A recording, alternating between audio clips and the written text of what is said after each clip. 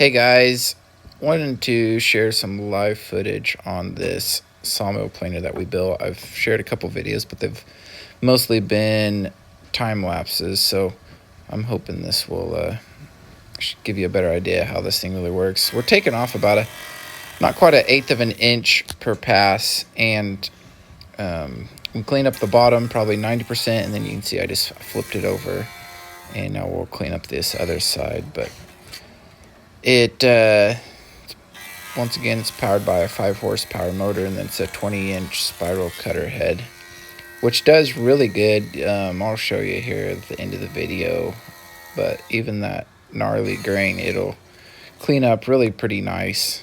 So hope you all enjoy this.